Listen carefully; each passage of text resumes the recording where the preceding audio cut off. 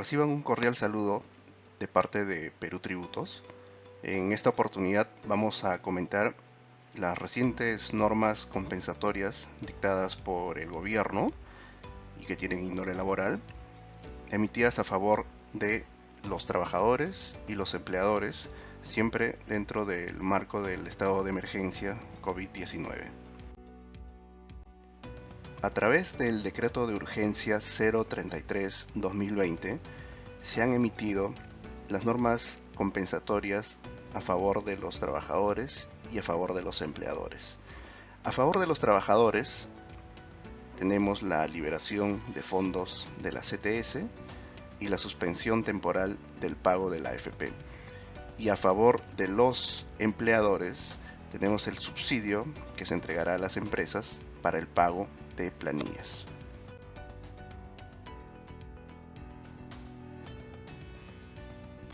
Respecto a la liberación de la CTS, la medida autoriza a los trabajadores titulares de estas cuentas a poder retirar libremente sus fondos hasta la suma de 2.400 soles.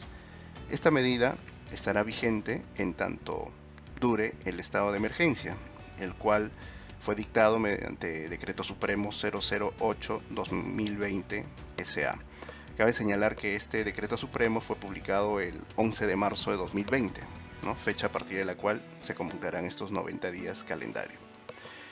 En el procedimiento, las entidades bancarias deben cumplir con desembolsar a solo requerimiento del trabajador estos montos de la CTS.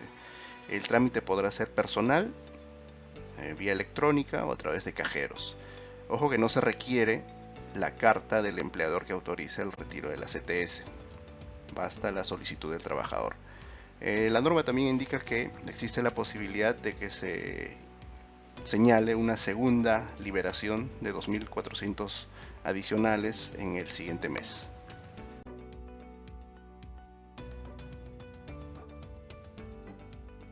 Respecto a la suspensión temporal del pago de la AFP, previamente habría que tener en cuenta que el aporte corresponde al trabajador y el empleador actúa como retenedor del mismo para posteriormente declararlo y pagarlo.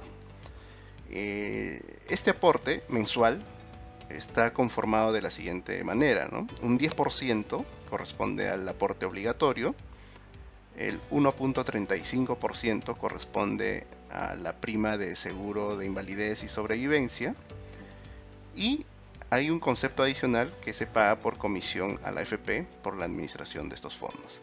Esta comisión puede ser calculada sobre el flujo o una comisión mixta que tiene dos componentes.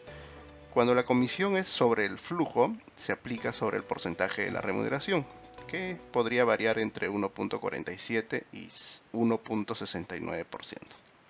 Cuando la comisión es mixta, está compuesta por dos componentes: una comisión sobre flujo con tasas que van de 0 a 0.67% y una comisión sobre el saldo que va con tasas de 0.82 a 1.25%, pero sobre el fondo.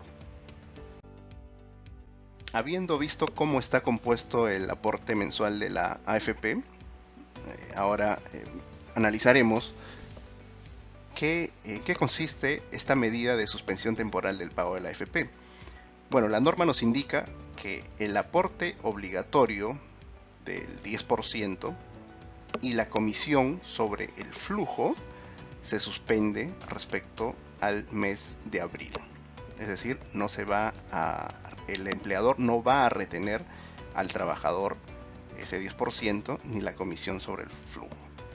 Por eso es que se señala que es un beneficio a favor del trabajador. Sin embargo, también hay que tener en cuenta que no se suspende la retención del pago de la prima del seguro de invalidez y sobrevivencia, porque lo que busca la norma también es que estos conceptos se encuentren resguardados a favor del trabajador. Otro punto importante a tomar en consideración a esta suspensión temporal del pago de la AFP es verificar el periodo, ¿no? La norma indica que esta suspensión aplica por el periodo abril 2020. Entonces la interrogante que emana es: ahora que el 5 de abril de 2020 o hasta el 5 de abril de 2020 debo presentar la declaración de la AFP, ¿esa declaración es la que se está suspendiendo o cuál? Entonces, para aclarar este tema, habría que remitirnos al artículo 34 del tubo de la ley del sistema privado de las AFPs, ¿no? Que señala que los aportes obligatorios a la AFP deben ser declarados, retenidos y pagados por el empleador a la AFP. Y seguidamente dice: la declaración, retención y pago debe efectuarse dentro de los 5 días del mes siguiente a aquel en que se devenguen las remuneraciones afectas. Es decir, ahora el 5 de abril de 2020 se estaría pagando la AFP del periodo marzo. Y siendo que esta suspensión es para el periodo abril, entonces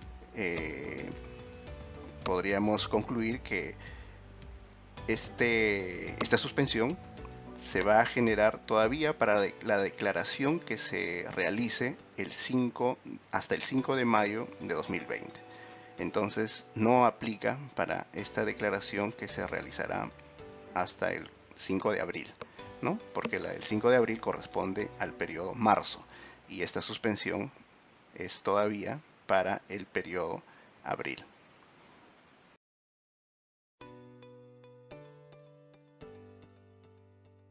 Respecto al subsidio que el Estado entregará a las empresas, habría que considerar que los sujetos beneficiados serán las empresas privadas, quienes recibirán un monto equivalente al valor del 35% de la suma de todas las remuneraciones de sus trabajadores, esto con el fin de preservar el empleo. Es importante tomar en cuenta que no se limita el beneficio al tamaño de la empresa empleadora, ni al número de los trabajadores. Esto quiere decir que este beneficio no es solo para las MIPES, sino para todas las empresas en general que cumplan con ciertos requisitos que seguidamente detallaremos. La norma establece ciertas condiciones que deben cumplir los empleadores y los trabajadores, ¿no? Así, por ejemplo, el trabajador tiene que haber generado rentas de quinta categoría, es decir, no entran al cómputo las rentas de cuarta categoría o los recibos por honorarios. Asimismo, la norma indica que el umbral máximo de la remuneración bruta no debe ser superior a 1.500 soles.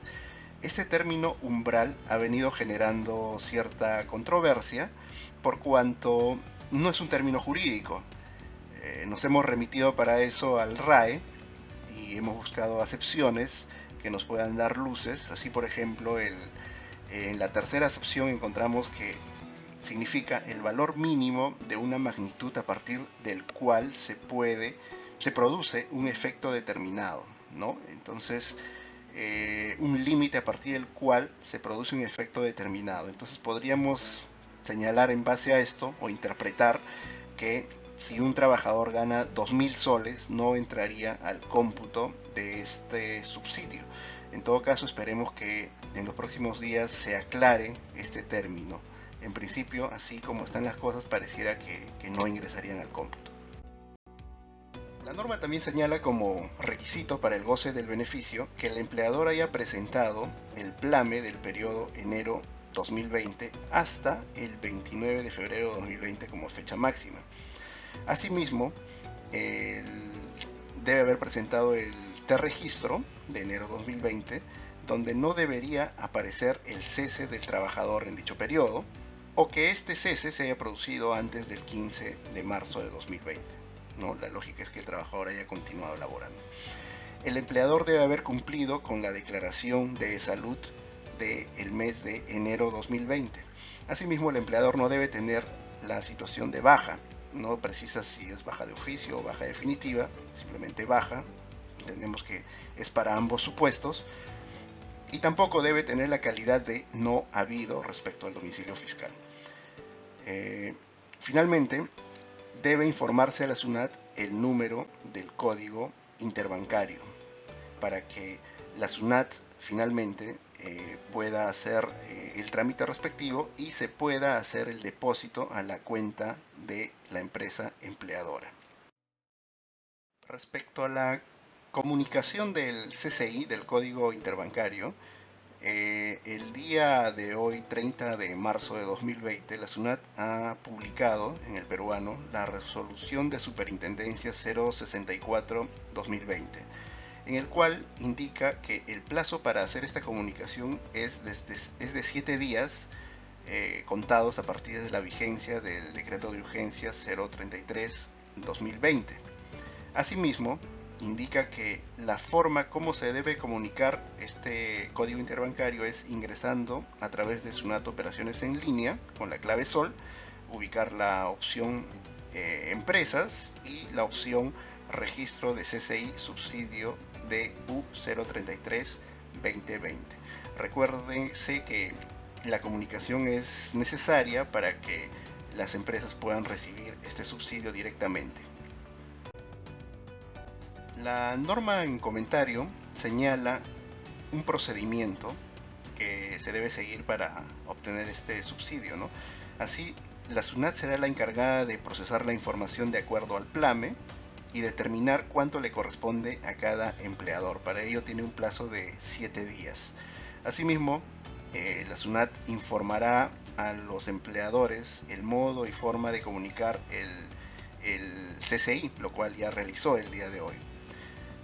Luego de ello, culminado este procedimiento, remitirá la información al Banco de la Nación y al MEF. Así, a los 2 días, el Tesoro Público dispondrá la transferencia de los fondos al Banco de la Nación, quien será la encargada de realizar las transferencias a las empleadoras. De ahí que es importante tener ya declarado o comunicado el código interbancario. Estos plazos podrían modificarse por disposiciones del MEF, SUNAT o del Ministerio de Trabajo.